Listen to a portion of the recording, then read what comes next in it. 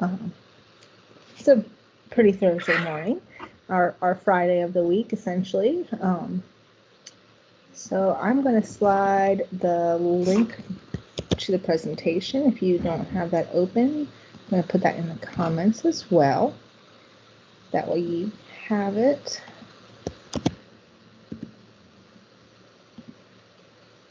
All right, and I'm going to share my screen.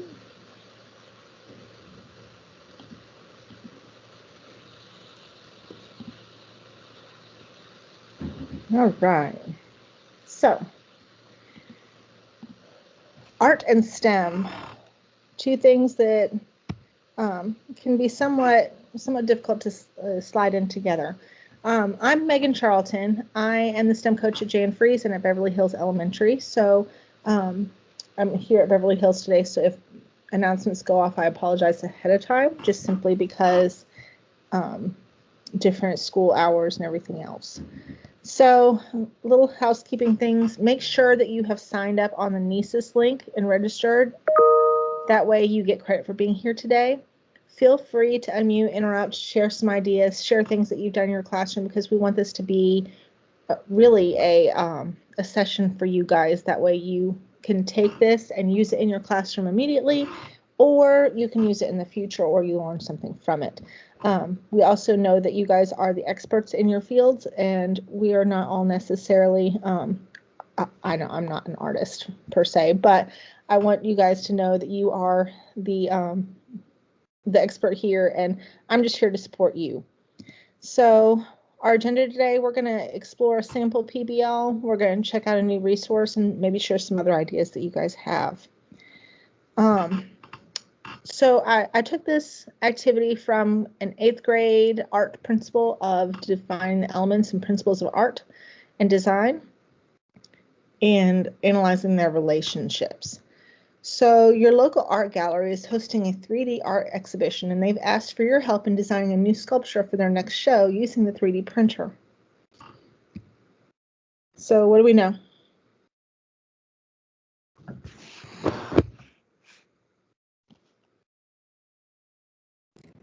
They want something 3D. Mm-hmm. They do want something 3D. Anything else?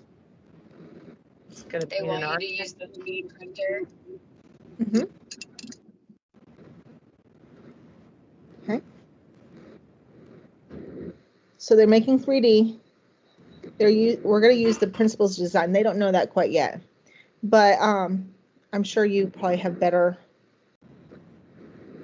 charts of these. But these are the elements and the principles of design, and you can talk to them about how the 3D models are your form, and how you want to make sure that things are to scale, or they're balanced if you're making a 3D design as well.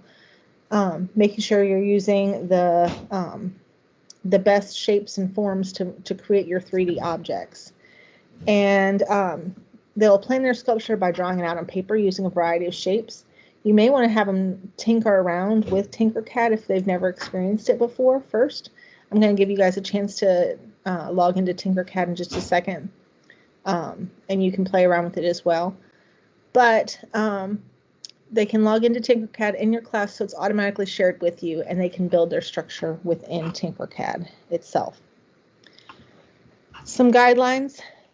If you're actually going to do this, you want to tell them about 3D printing these items after they're done. If they create something that is way too big, you're going to have to scale it down for them so that you can print it, and it's not going to take 50 hours to build. Our platforms for all of our 3D printers are only so big. We cannot make a computer-sized object on them. So you have the autonomy, once you have their file, to shrink them and make them a little bit smaller, but not everything is going to be shrinkable. Like if you want to use something that's like a little, or create something that's like a cord hook that's going to kind of wrap around your cord and keep it on your desk, you know, those things that you can buy at the store. If you 3D print it and you shrink it down to make it take less time, it might be too small for your cord to fit into, if that makes sense. With art, it might not be an issue because they're making an art figure, but we also don't want to print 80 items that are going to take 10 hours a piece, because all you'll do all day long is 3D print. And telling the students ahead of time is important. So if you could join the Tinkercad class, if you're on your computer, I understand some of you guys are maybe in the car on the way to school this morning. But if you are able to, please join my class by clicking the link that I just put into the chat, or it's on slide 11.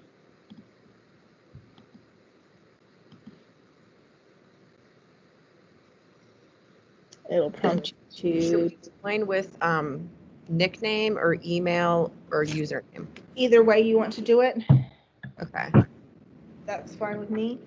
I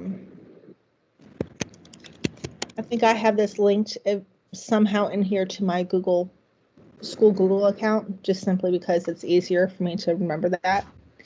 And then it gave me some random name. So you don't have to do that either. You're just fine. So my art class is right here. Eventually my students will pop up in this class and you can see their designs. Like Wait, if I it's saying, sorry, it's saying I have to create an account. Should I do that? Yes. Okay. Yes.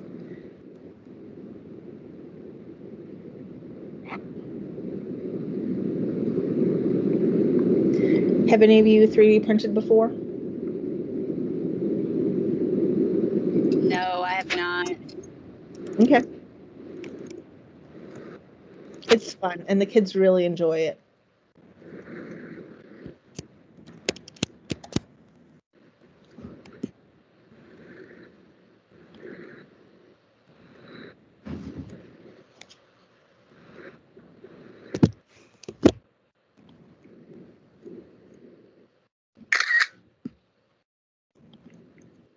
Okay. All right. So once you're in, it should take you to a page where you can click designs. I'm trying to see whether mine will go there or not. If you've never had kids use Tinkercad before, come on, it's thinking. It's thinking, come on. If you've never had kids use Tinkercad before, there is a way for you to go through kind of a tutorial. If you go to the very top and click Learn, they'll have some starters and they'll teach you how to go about working with the 3D printers. So the first one is place it, and some of these tasks are super simple, super easy to do. I know at Jan Freeze, the kids that are in 7th and 8th grade are familiar with Tinkercad. They've used it in their STEM class, but I'm not sure about the other ones. This is giving me confetti because I've done this before. But all you have to do is click this, bring it over, and now I have my picture here. Now keep in mind their designs are going to be one color. It's not going to be multicolors unless they have different pieces that they put together and we 3D print them separately. So everything on our 3D printers, as far as I know, it's one color at a time. So you want to start off with making sure that this is flat on the surface on your work plane. And then you can, if you click it, it'll have these little boxes open up and you can click and drag it to make it bigger or smaller. You can change its shape as well.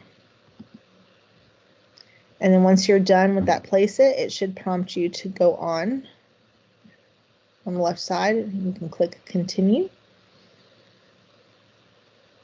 And some of these things they're really designed to be done within a couple seconds. Some of them might take, towards the end, might take a little bit longer, but it's just kind of getting to know the program. So this is talking about viewing it, how you can see your shape from all sides. Click the left link.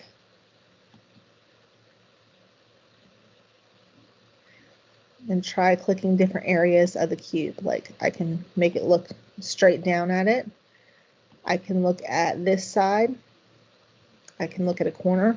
I can look at it from the bottom to make sure it's under or laying on this work plane.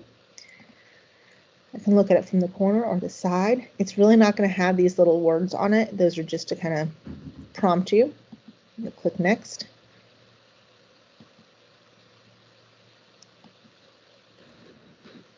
It's going to prompt you to kind of zoom in or out by pinching or doing things. Can I ask a quick question? Yeah. When this is, I mean, I'm assuming that you're just going to be like putting these different shapes together to make form. When these are printed, are they printed hollow or? That's a great question. Ultimately, it's going to print pretty solid right here. If you want to make them more hollow, you can put a box inside of the box. Oh, this shape right here is essentially your hole. It's a hole shape. So as long as you've got it inside on all sides of your design, you've just made this a hollow design. And that's going to use less of your filament, which is the plastic stuff that it's made out of, until I kind of have it off to one side here. So I might center it at the bottom. So you can't like combine the two boxes together to keep the proportion correct. If you resize the box, you have to resize the hollow box. You can resize the hollow box, and then you can resize the solid box, however you want to do it. But you can't like marry the two together so that if you just resized the box altogether. I think there's a way to do that. I'm just asking because if, like, I guess thinking about the process of it, that they would, I guess, build it first and then do the hollow in. Yeah. They have to rescale it. Build it. I want to say there's a way to lock it, but I cannot remember. Okay, that's okay. I was just curious. Let me get back to you on that. I might have to. I'm a button clicker, and I like to explore things with the buttons, just clicking them instead of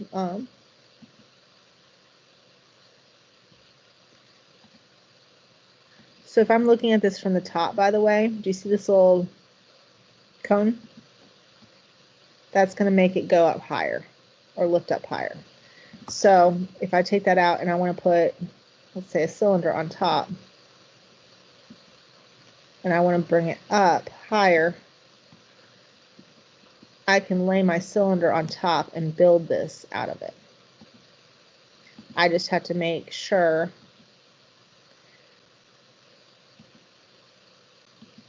that it's laying right on top of it, if that makes sense. Because if there's any space between, it's going to mess up my print. And I can layer it within if I would like to. Does that make sense? Okay. And if I want to make it so that I cannot move this shape anymore, I'm going to click this lock button, and it's going to lock my shape in the spot that it's in.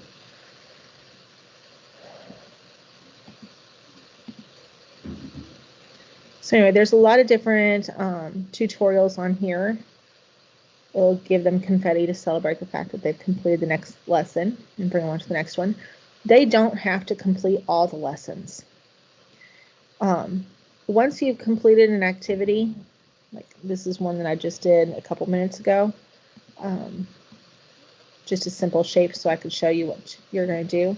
You're going to actually export it for 3D printing as an STL. And then Good morning, Beverly Hills Bulldogs. Today is March.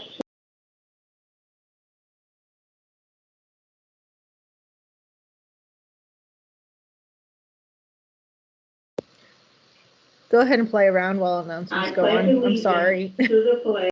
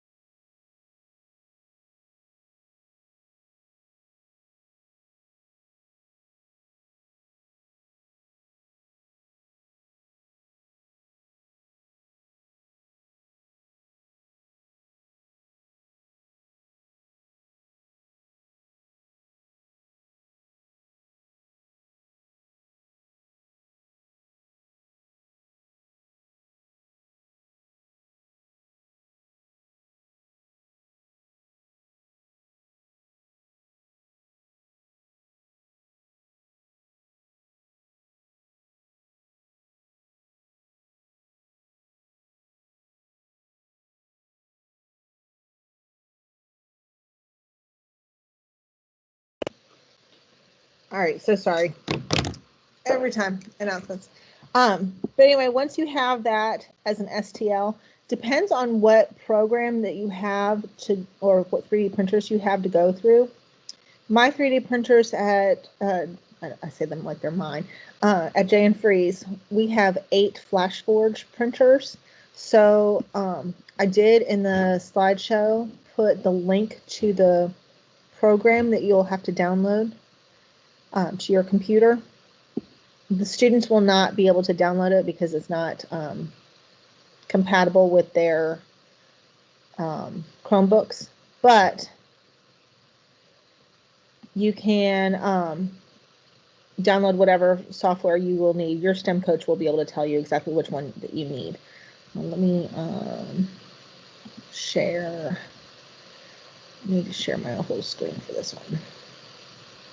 So I'm going to take this document right here. And where did my STL go? Okay, so my STL document that I made is my shape that I want to 3D print. And all I do is drag and drop. And then I'm going to click print.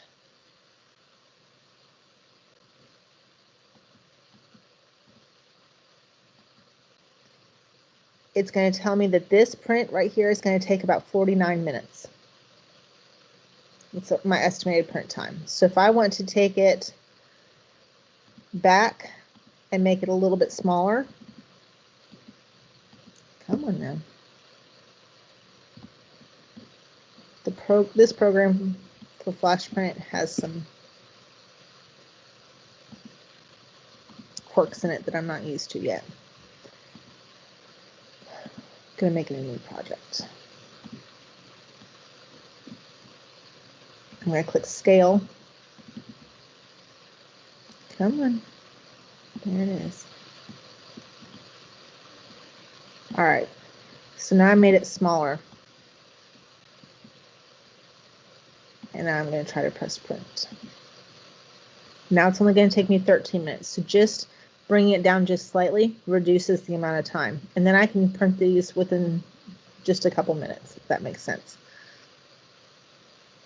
And then I'm going to have to send the G code somewhere or export the G code to a flash drive to put into my 3D printers because they don't have Wi-Fi.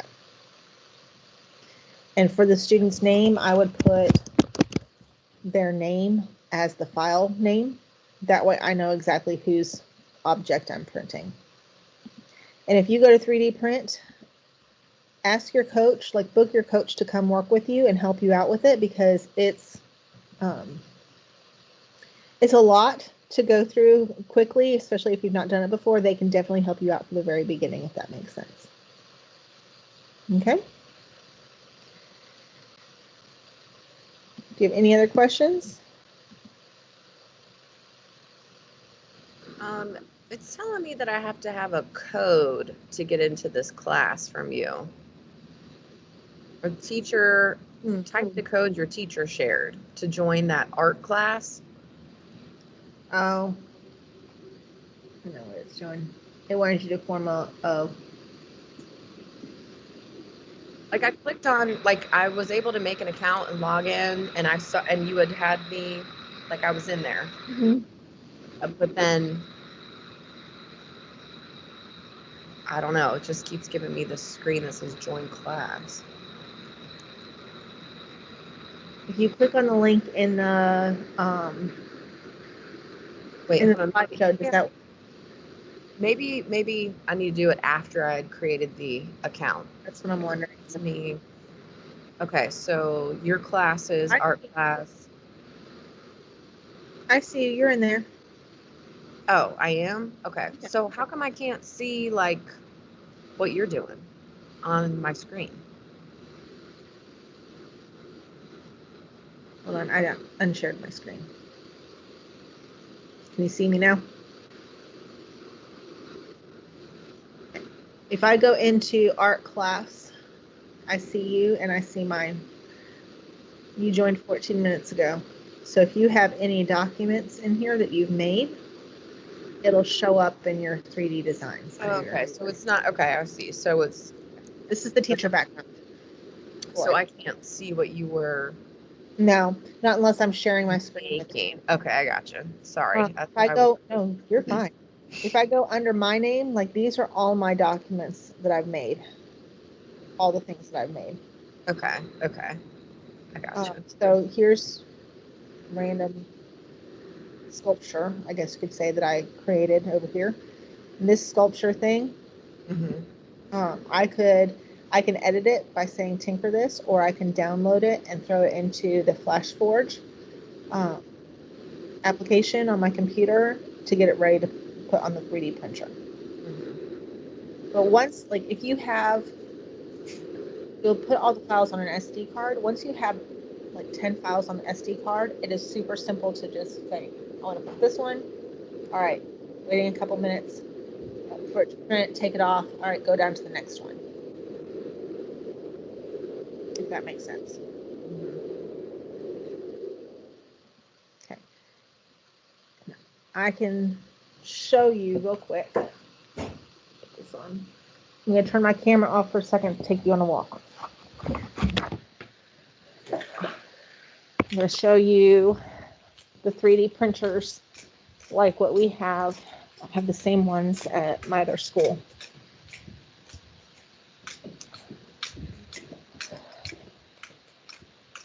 All right. These are our 3D, the ones like our 3D printers. Ours are teal at Freeze. These ones happen to be yellow, but I mean, really all it is push the power button. Can you see that? No. Can you see that? And if I click build and I look on my SD card, I don't have anything on it right now, but here's some of the files that they sent us, like a test cube. I click build, and now it's going to try to build something. I don't have any filament in it right this moment, but it'll do everything all on its own once I click that button and put everything together. Does that make sense? I'm just trying to cancel the build. So it's simple once you have all the documents in there. All right.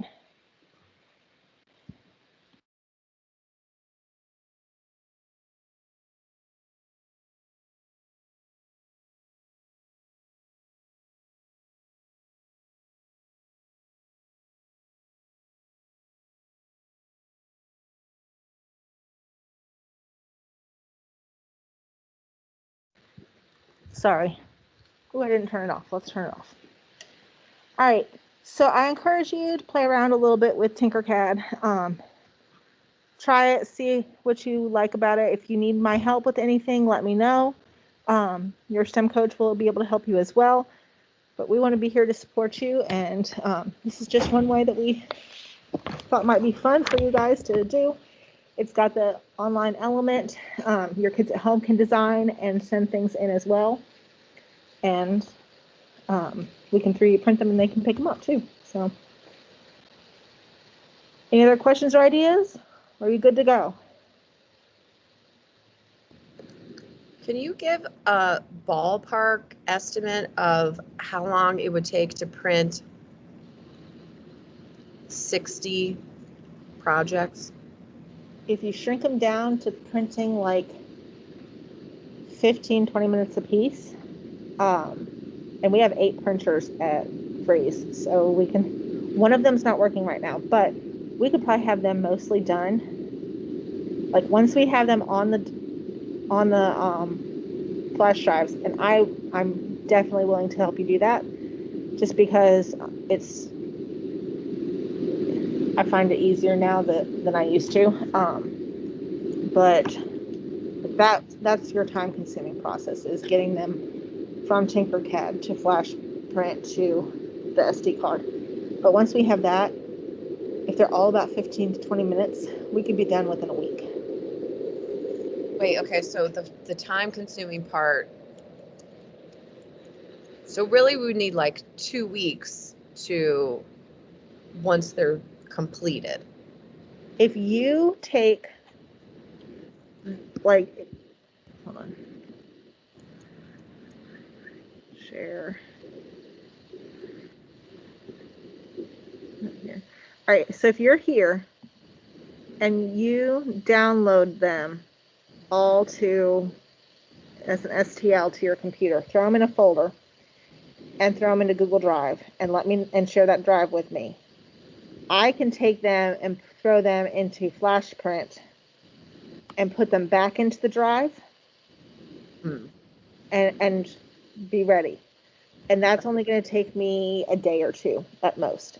And if we can start printing, if I can get like 2 on each printer, that's 14 or 16, depending on if we can get this other printer working again. That's 14 or 16 that we can have done within an hour. So really and truly, it's not going to take too terribly long. I know I 3D printed for a whole entire grade level one time at the elementary level, and it took us, it was with a different program that wasn't quite as easy, and they weren't designing their items, but it took me probably a week to get everybody's done, and there were like 140 people. And we had less printers themselves. All right. That is good to know. Yep. I mean, if we can get the documents or the file in Google Drive, I can sit there and watch TV and run through the stuff. That's not hard. Or in a meeting, you know. So, all right. If you have questions, if you have other comments, if you have other ideas, seriously, let us know. Let me know how I can support you. If you don't want to tackle this until next year, I totally understand that too. We're all in the process of learning a million things that are new. So, all right. Thank you so much for coming. I hope you have a great day. And yeah, it's our Friday this week. Bye. Have a good day. Thank you. You too. Bye. Bye.